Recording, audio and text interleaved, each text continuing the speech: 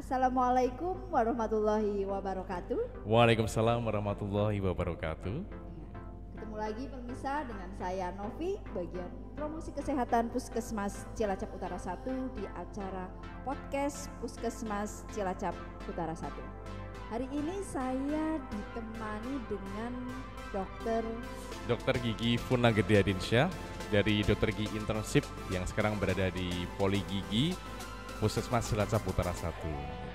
Biasa dipanggil dengan nama Fun, seperti itu aja. Fun, ya. Dokter Gigi Fun. Sudah berapa lama dok di Puskesmas Cilacap Utara 1? Terhitung sekitar 2 bulan lebih sedikit ya. Mulai dari akhir Agustus sampai sekarang, nanti terhitung sampai akhir November. Seperti itu. Gimana dok pasiennya di Puskesmas kami, banyak atau enggak nih? Ya sangat berkesan ya, terutama banyak pasien yang beraneka ragam kasusnya dengan karakteristik yang masing-masing, di mana latar belakang di warga Cilacap perkotaan seperti ini kan juga banyak yang dari latar belakang mungkin ekonomi yang atas, menengah dan masih di bawah seperti itu. Dan tentunya itu sebuah hal yang baru bagi kami, pengalaman yang baru. Karena dari berbagai latar belakang ada karakteristik masing-masing dan kasus yang beraneka ragam pula seperti itu. Karena memang poli gigi di Puskesmas kami jadi favorit nih dok. Iya. Dari dulu nggak ngerti ada apanya, tapi orang-orang nggak tahu pada milihnya ke sini. Bahkan saya pernah loh dok jaga di depan, ditolak gitu ya, maksudnya karena sedang ada perbaikan, tetap nggak mau pindah ke dokter gigi lain, tetap ingin di sini, nggak ngerti ada apa. Oh iya. Oke, balik lagi ke topik kita ya dok ya. Iya. Apa nih dok yang bakalan kita bahas di kesempatan hari ini? Lebih tepatnya menjaga kesehatan gigi dan mulut pada lansia, karena biasanya pada orang dewasa atau menuju ke usia-usia lansia itu permasalahan gigi dan mulut itu selalu di nomor 2 kan. Biasanya pada sedikit menyepelekan permasalahan gigi dan mulut, padahal di situ sangat penting sekali, harus diperhatikan. Nah, emangnya masalahnya apa dok kalau lansia beda dengan yang remaja atau dewasa gitu, beda atau? Berbeda tentunya. Bedanya apa nih dok? Wah, jadi penasaran nih. Ya, tentunya untuk usia muda, anak-anak menuju ke remaja, menuju ke dewasa awal, itu berbeda halnya dengan dewasa yang menuju ke akhir lansia dan juga pada masa lanjut usia. Karena semakin bertambahnya umur, tentunya fungsi organ juga semakin berkurang. Tidak hanya mungkin fungsi organ yang secara general saja seperti paru-paru, jantung, atau lambung, tetapi di fungsi pada gigi dan mulut itu juga akan mengalami penurunan. Nah, karena bertambahnya usia ini, penurunan fungsi ini juga nanti akan menimbulkan berbagai permasalahan gigi dan mulut. Dan tentunya ini yang harus diperhatikan, karena permasalahan gigi dan mulut ini apabila banyak permasalahannya, itu juga nanti akan berpengaruh pada kesehatan secara umum pada tubuh yang lainnya seperti itu. Contohnya apa nih dok permasalahan-permasalahan yang ada di lansia khususnya di puskesmas kita nih?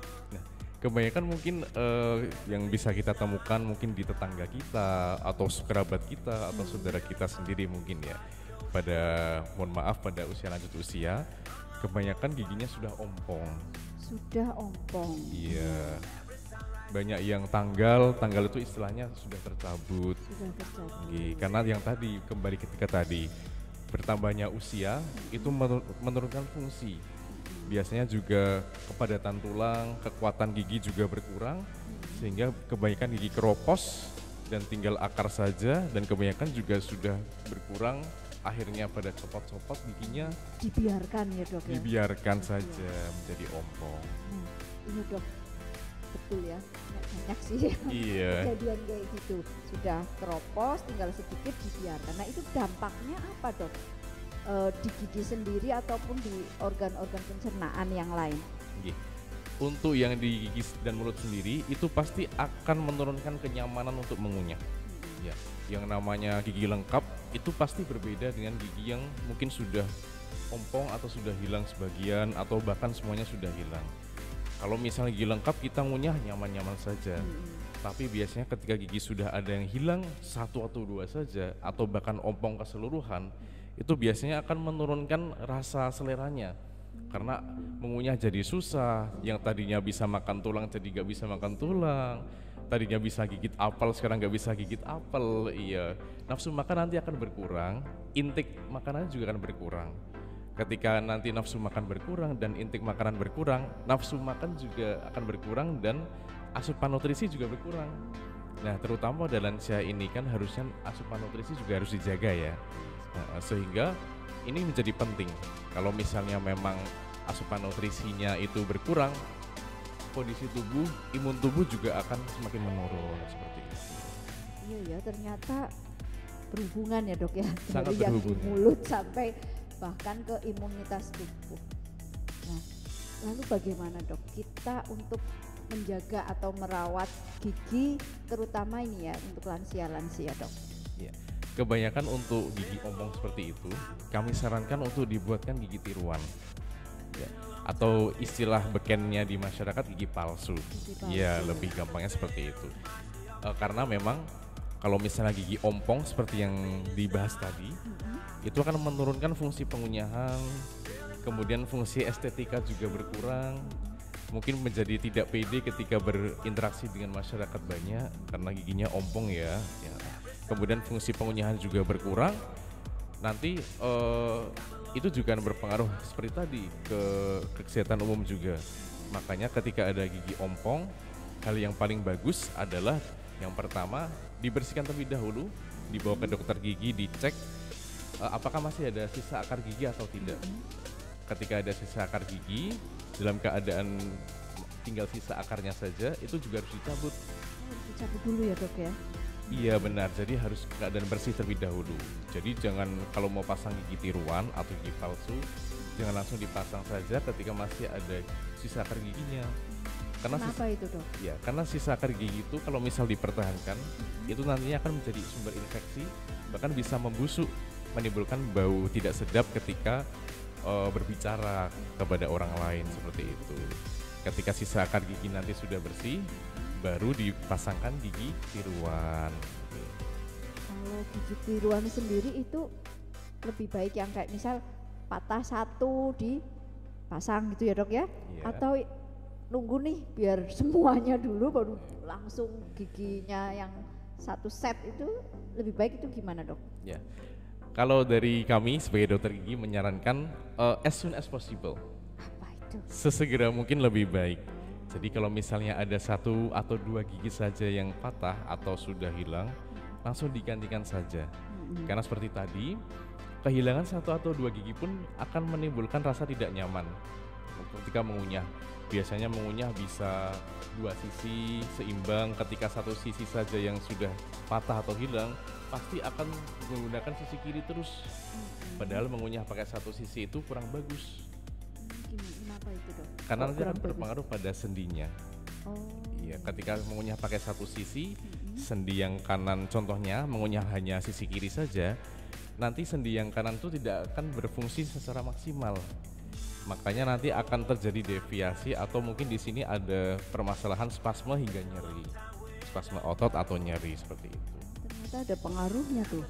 Saya sendiri belum tahu itu dok. Iya, memang kompleks ternyata. Ternyata Iya, ya, gigi itu ya. iya, Kadang-kadang banyak orang yang cuek aja sakit gigi dibiarin ya dok ya, minum obat warung sembuh udah nggak mau ke dokter gigi ya. Ternyata itu efeknya dampaknya luar biasa. Lalu gimana dok cara kita merawat gigi ini supaya jangan sakit, supaya jangan kropos kayak gitu dok? iya. Untuk cara merawatnya memang mungkin pemirsa semua juga sudah tahu ya. Pasti jawabnya sudah tahu semua, sikat gigi, membersihkan gigi, sering berkumur, ya memang seperti itu. Cuman untuk prakteknya memang agak susah. Biasanya kan sikat gigi ogah-ogahan, males-malesan gitu. Kalau dari kami sendiri menyarankan sikat gigi minimal 2 kali sehari. 2 kali sehari. Iya, di- minimal pada waktu setelah sarapan pagi hari setelah sarapan dan juga sebelum tidur. dan sebelum tidur. Iya, kenapa setelah sarapan? Karena setelah sarapan itu akan ada banyak sisa makanan untuk sarapannya. Jadi kalau misalnya kita bayangkan kita sikat gigi sebelum sarapan, gigi sudah bersih, digunakan untuk sarapan, nanti kotor lagi. Padahal kita misal 12 jam kita beraktivitas, sisa makanan bertahan di giginya, menumpuk bakteri seperti itu. Jadi alangkah lebih baik kita beraktivitas dalam keadaan gigi yang bersih. Makanya kita anjurkan sikat gigi setelah sarapan. Oke, kemudian juga kebanyakan itu tapi ya dok, mandi. Nah, kan mandi dulu nih sebelum sarapan ya. Kebanyakan mandi, sikat gigi, baru ya sarapan ya. Oke, itu tips bagus. Kalau malam kenapa itu kan? Kalau malam kenapa sebelum tidur? Karena ketika tidur metabolisme itu bekerja. Ya. Jadi ketika kita tidur dalam keadaan gigi yang kotor, di situ aktivitas sisa makanan dan aktivitas sisa bakteri yang ada di makanan itu juga bekerja. Jadi bakteri nanti akan beraktivitas menghasilkan asam. Asam itu yang nanti akan merusak permukaan gigi sehingga menjadi berlubang, semakin lama akan menjadi keropos. Ya, banyak orang mungkin sikat gigi pada saat mandi sore. Betul, itu banyak kan kayak gitu. Iya, padahal alangkah lebih baiknya memang sebelum tidur harus sikat gigi. Ketika tidur itu metabolisme tubuh terutama di gigi juga bekerja. Makanya ketika dibiarkan saja sisa makanan menumpuk ketika kita tidur, takutnya adalah nanti aktivitas bakterinya lagi naik-naiknya, asam juga naik, nanti akan membuat gigi berlubang dan keropos seperti itu. Ya, itu tadi sikat gigi ya dok. Kalau itu umum ya, semua usia mungkin ya dok ya. Kalau yang untuk lansia sendiri ada nggak dok? Yang khusus gini loh, yang untuk merawat gigi di usia lansia. Oke. Untuk merawat gigi di usia lansia pasti ada hal yang khusus yang harus diperhatikan. Terutama ketika lansia yang menggunakan gigi tiruan atau lansia yang belum menggunakan gigi tiruan tapi giginya sudah banyak yang hilang. Oke. Sikat gigi memang seperti itu tadi, sama minimal 2 kali sehari. Kalau bisa lebih bagus. Tetapi untuk pada usia lansia yang mungkin kehilangan giginya banyak, kurangi penekanan pada penyikatan seperti itu. Karena itu berhubungan dengan penurunan fungsi tadi. Biasanya kan menyikat pada bagian gusi juga akan sangat berbahaya kalau misalnya tekanannya terlalu tinggi, akan menyebabkan iritasi seperti itu. Jadi yang terpenting adalah sikat gigi itu tidak perlu terburu-buru, penekanan sikatnya juga jangan terlalu besar. Hal yang paling penting adalah bulu sikatnya itu bisa mencakup semua permukaan gusi dan gigi, sehingga semua makanan yang menempel di gusi dan gigi bisa terangkat semuanya. Kemudian untuk yang usia lansia, asupan vitamin D, asupan kalsium juga perlu ditambah. Ya, mungkin bisa didapatkan dari sayur-sayuran hijau seperti itu, seperti bayam, seperti kol, itu bagus. Selain bisa membersihkan permukaan gigi, di dalam kandungannya itu juga ada vitamin D dan kalsium. Itu akan memperkuat tulang dari rahang, memperkuat gusi juga dan juga gigi seperti itu. Jadi makanan juga berpengaruh ya dok untuk kesehatan gigi. Oke dokter, terima kasih sekali untuk pembahasannya pagi hari ini, pasti bermanfaat buat kita semua, terutama buat para lansia ini ya. Banyak loh dok pemirsa kita yang usianya sudah lansia. Jadi tayangan ini nanti kita share ke grup kader, lalu kita share ke masyarakat, banyak juga yang komen lansia-lansia yang nonton YouTube kita. Jangan lupa pemirsa selalu like, komen, dan jangan lupa kalau yang belum subscribe ya. Dan juga klik tombol lonceng supaya ada notifikasi setiap kita ada tayangan. Terima kasih Dokter Van. Terima kasih kembali. Silahkan melanjutkan prakteknya di bawah. Semoga pasien kita tetap bisa menjaga kesehatan giginya ya dok. Amin ya, harapannya seperti itu. Terima kasih. Wassalamualaikum warahmatullahi wabarakatuh. Waalaikumsalam warahmatullahi wabarakatuh.